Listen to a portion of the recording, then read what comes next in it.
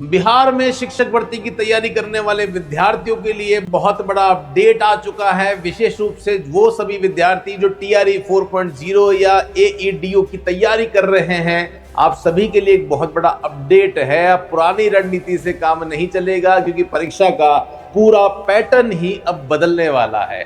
Single exam system अब पूरी तरह समाप्त हो रहा है और अब आपको सिलेक्शन के लिए 2 चरणों से गुजरना होगा, और 2 चरणों के बाद भी बहुत सारे परिवर्तन होंगे। लेकिन रुकिए, असली खतरा तो ओएमआर शीट में है। अगर आपके वास्तविकता में इस एग्जाम से संबंधित कोई सवाल है तो आप जरूर हमें लिख के दीजिए, क्योंकि अब यहाँ पे बहुत बड़ा परिवर्तन जो है वो ओएमआर शीट में भी होने वाला है। क्या ओएमआर शीट में अब नेगेटिव मार्किंग को लेकर कुछ अपडेट आई है, या जो विकल्प आते हैं उसको लेकर कोई अपडेट आई है? क्यों नोटिफिकेशन लेट हो रहा है? पूरी सच्चाई जानने के लिए बिना स्किप किए इस वीडियो में लास्ट तक बने रहिए। तो चलिए जी, वीडियो को स्टार्ट करते हैं। अगर आप बीपीएससी टीआरई 4.0 की तैयारी कर रहे हैं, करना शुरू कर चुके हैं और जुड़ना चाहते हैं आरपीएससी अड्डा के साथ में, पाना चाहते हैं कॉमर्स और इकोनॉमिक्स सब्जेक्ट के फ्री नोट्स, तो यस, आप जुड़ सकते हैं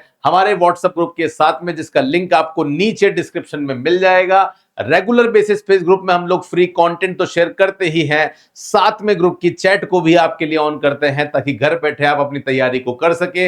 ये सभी फैकल्टीज के साथ में बीपीएससी टीआरई का एक जबरदस्त कोर्स हमने लॉन्च कर दिया है, और मैं बार बार कह रहा हूं गाइस, आप सभी के लिए बहुत बड़ा सरप्राइज है। और सरप्राइज यही है कि आपकी फीस अब केवल और केवल इन सभी फैकल्टीज के साथ में मात्र 90% के बहुत मैक्सिमम 90% के डिस्काउंट के साथ में नाम मात्र की फीस में आपको हम एडमिशन दे रहे हैं। लेकिन ये कुछ पहले जो है वो 100 विद्यार्थियों के लिए भी है, तो जो जुड़ना चाहते हैं जरूर जुड़ जाइएगा। तो चलिए वीडियो को करते हैं स्टार्ट। सबसे पहला परिवर्तन क्या है? तो बीपीएससी टीआरई 4.0 एंड एईडीओ का जो एग्जाम पैटर्न है वो अब कहीं ना कहीं बदलने वाला है, इसलिए नोटिफिकेशन में समय लग रहा है। अब एक नहीं 2 चरणों में एग्जाम होगा, और मैंने देखा है कि कहीं ना कहीं जो उत्तर प्रदेश में होता है, कहीं ना कहीं वही यूपी में भी फॉलो होता है। और यूपी में तो हो चुका, यूपी में अभी जो भी एग्जाम्स हुए थे वो प्री और मेंस के ही बेसिस पे हुए थे, तो यह सब कुछ ऐसा ही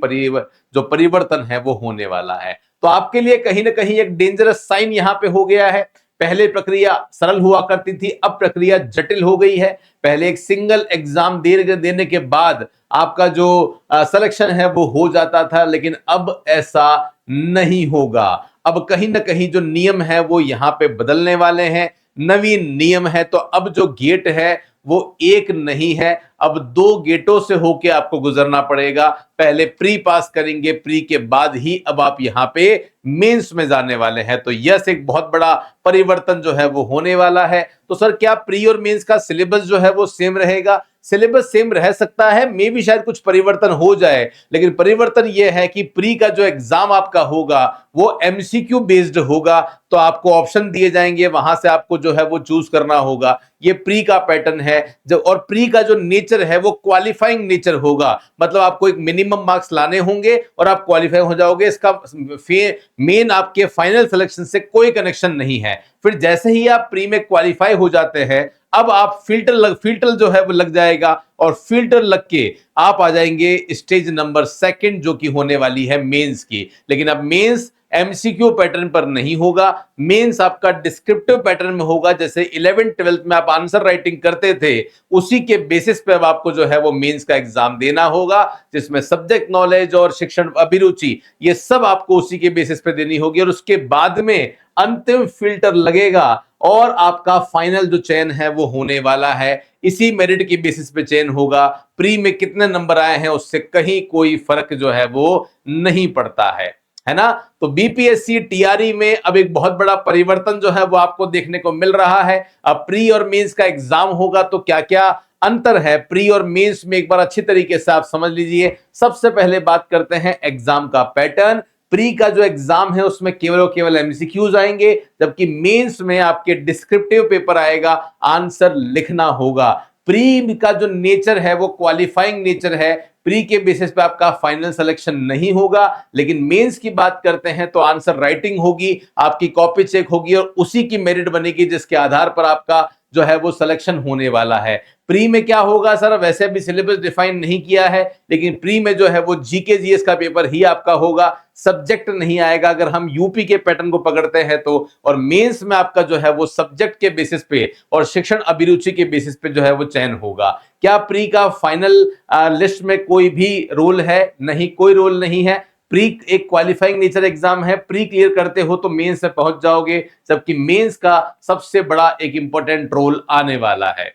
बीपीएससी टीआरई में एक बहुत बड़ा परिवर्तन यह भी हुआ है कि अब जो है वो कहीं ना कहीं ऑप्शन में भी एक परिवर्तन हो गया है। तो अब आपको जो है वो आप देख सकते हैं ए बी सी डी तो मिलेगा ही मिलेगा, लेकिन साथ में अब आपको पांचवा ऑप्शन भी मिलने वाला है। तो सर ये जो पांचवा ऑप्शन है यहां पे कोई विकल्प होगा क्या? यहां विकल्प नहीं होगा। ओएमआर शीट में आए दिन बहुत बार धांधली होती है क्योंकि विद्यार्थी ओएमआर शीट को खाली छोड़कर आ जाते हैं और बाद में उस ओएमआर शीट में गोले भरवाए जाते हैं परीक्षा के बाद। लेकिन अब कोई भी विद्यार्थी एग्जाम हॉल से अगर बाहर गया है तो उसको बाहर जाने से पहले ओएमआर शीट में गोले जो है वो भरने अनिवार्य हो गए हैं। मतलब अगर आपको किसी भी प्रश्न का आंसर नहीं भी आता है तो भी आपको अब ई ऑप्शन पे टिक करना पड़ेगा, जिसका मतलब ही होता है अनअटेम्प्टेड, जिसे अनुत्तरित प्रश्न कहते हैं। मतलब इसका प्रश्न आप देना ही नहीं चाहते। देना चाहते हैं तो ए बी सी डी में से क्लिक करो और नहीं देना चाहते तो ई पे जो है वो क्लिक करना होगा। बिना क्लिक किए अब आप नहीं निकल सकते। और ये भी ध्यान रखना कि ये कोई सामान्य प्रक्रिया नहीं है। अगर एक लिमिट से ज्यादा आपने खाली गोले छोड़ दिए तो ध्यान रखना आप एग्जाम से डीबार कर दिए जाओगे, फिर कभी आप एग्जाम नहीं दे पाओगे। इसका मतलब यह है कि अब यहां पे कुछ ना कुछ गोला भरकर आना जरूरी हो जाएगा आप सभी के लिए।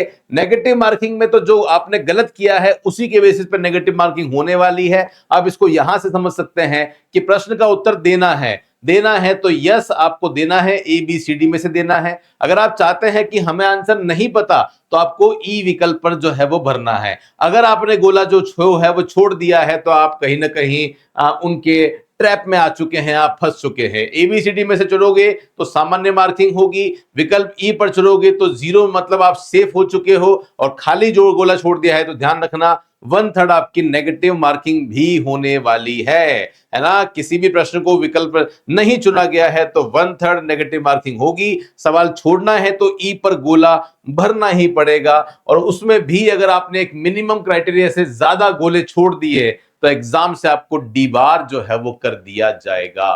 तो सर कहीं ना कहीं ये जो बदलाव हुआ है इसका उद्देश्य क्या होगा? उद्देश्य यही है पारदर्शिता लाना, सटीकता लाना और पेपर में ये जो घटनाएं होती हैं इन घटनाओं को कहीं ना कहीं बंद करने के लिए ईमानदारी से जो चीजें हैं वो चले, इसके वजह से ये एक बहुत बड़ा बदलाव जो है वो पैटर्न में और नियमों के निर्धारण में हो रहा है। इसलिए कहीं ना कहीं नोटिफिकेशन भी नहीं आ रहा है। लेकिन आप तैयारी करना मत रोकिए क्योंकि 90% का डिस्काउंट जो है वो बीपीएससी टीआरई 4.0 में चल रहा है। इसका मतलब आप इस बात को समझने की कोशिश करें, जो कोर्स हमारा 3,000 रुपए का था वो कोर्स हमने केवल और केवल आपके लिए 299 रुपीज का कर दिया है। मात्र 300 रुपए में कंप्लीट कोर्स आपको मिल रहा है जिसमें लाइव और रिकॉर्डेड क्लासेस होगी और टीम वही है। आपको लग रहा होगा क्वालिटी में कॉम्प्रोमाइज होगा, तो वो क्वालिटी दे रहे हैं जो क्वालिटी आपको 3,000 4,000 वाले कोर्स में भी शायद नहीं मिल रही होगी। एक बार लेके देखिए, एक बार विश्वास करके देखिए। आरपीएससी अड्डा की टीम,